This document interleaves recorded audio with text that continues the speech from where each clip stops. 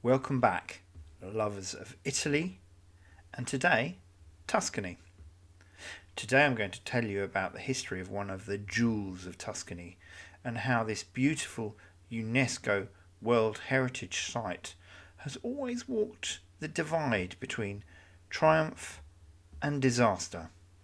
San Gimignano is a stunning, small, walled, medieval hilltop town, located strategically on a hill overlooking the valley Val d'Elsa below. One of many powerful, rich hilltop towns in Tuscany in its era, it is famous for its stunning silhouette of medieval towers. Let's start at the beginning. It stands on the location of an much earlier, 3rd century BC Etruscan settlement. The foundation legend of San Gimignano dates back to 63 BC, when two brothers, Muzio and Silvio, fled Rome to Valdelsa after a failed attempt to seize control of the Roman Republic. They built two castles, the castles of Muzio and Silvia, and these would shape the future of San Gimignano. Legend also claims the town was renamed San Gimignano in 450 AD after Bishop Geminianus, the saint of Modena, apparently intervened to defend the town from the Hun invaders. Now these were tribes from Central and Eastern Europe. Indeed, the surviving church was dedicated to Saint Geminianus. The first historical mention of San Gimignano was in 929, and a walled village began to grow from 998. The year 1150 found San Gimignano conveniently on the routes of the Via Francigena, a Catholic pilgrimage route from England through to Rome and then on to the Holy Land, and on a convenient junction between the port of Pisa and Siena.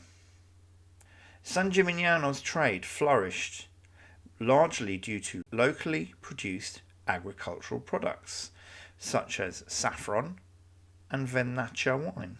As it approached its zenith in 1199, San Gimignano declared itself independent of the bishops of nearby Volterra and now began to invest in developing its own churches and public buildings. Unfortunately, this newfound wealth only brought unwanted attention as the different city-states and the Vatican plotted to take control. Local families argued over loyalty to the Pope, these were Guelphs, and the Holy Roman Emperor, and these were Ghibellines. And they both battled bitterly for control. Using Florence as an example, Guelphs tended to be merchants, while Ghibellines were more likely to be nobility.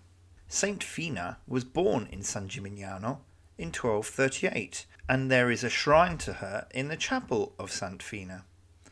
In 1255, the city was briefly ruled by the Guelphs of Florence, who ordered the destruction of its walls. Independent from 1261, Ghibelline supremacy returned after the bloody Battle of Montaperti, where Guelph Florence was routed by Ghibelline Siena.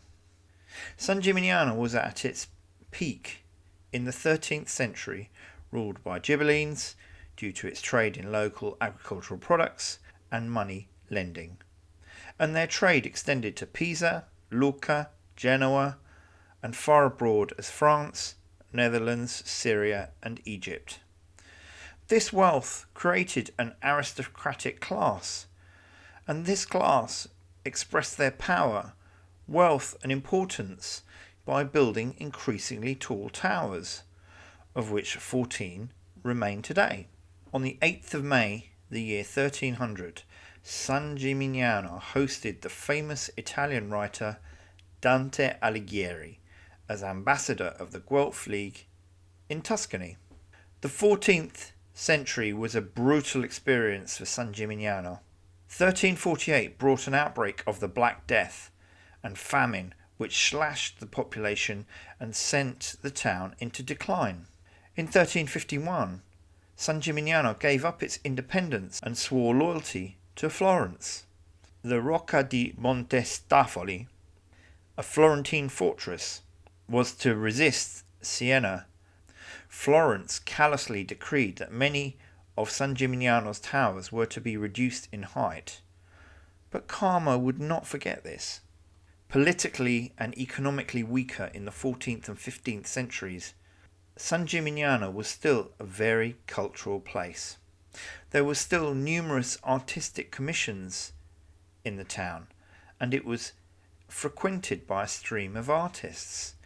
Memo di Filippuccio, Lippo and Federico Memmi, Taddeo di Bartolo, Benozzo Gozzoli, Domenico Ghirlandaio, Piero del Bollaiolo, Benedetto da Maiano, and Sebastiano Mainardi, a native of the town. An era of decline and neglect settled on San Gimignano, but this would later have unexpected consequences. After the plague of 1631, San Gimignano was one of the poorest parts of the Grand Dukedom of Tuscany, with a tiny population, truly at its lowest ebb. 18th century reforms revived the fortunes of San Gimignano as the local agricultural industry revived. By the end of the 19th century, San Gimignano was rediscovered as beautifully preserved in its original medieval form, while other cities like Florence had lost their towers due to wars, catastrophes, and urban renewal. San Gimignano was still not out of the woods. It was bombed during the Second World War by the Americans, and this caused some death and damage. However, a local priest actually managed to convince the Americans that the majority of the German troops had left, and this avoided the town suffering a damaging battle before it was occupied by the Allied troops. Declared a cultural heritage of humanity by UNESCO, buildings were repaired, and the tourists now replaced the earlier pilgrims. San Gimignano consists of a number of squares along a steep cobbled climb. For example, Piazza Duomo is a piazza with important buildings such as Palazzo Comunale and Palazzo Podesta, the mayor's quarters. Piazza della Cisterna is the main square of San Gimignano and dates back to the 14th century, and it has the town's primary water well. Despite being a small town, San Gimignano features heavily in culture. For example, it is referenced in E.M. Forster's novel Where Angels Fear to Tread. M.C. Escher created a wooden representation of San Gimignano's towers. The novel The Broker by John Grisham references San Gimignano. It also appears in the video game Assassin's Creed 2. Parts of San Gimignano also appear in the movies, such as Brother Sun, Sister Moon, and Tea with Mussolini. If you've enjoyed this video, please consider giving it a like and maybe subscribe to the channel. That way you can enjoy more of this content. Thank you. Click here for some more videos you may be interested in.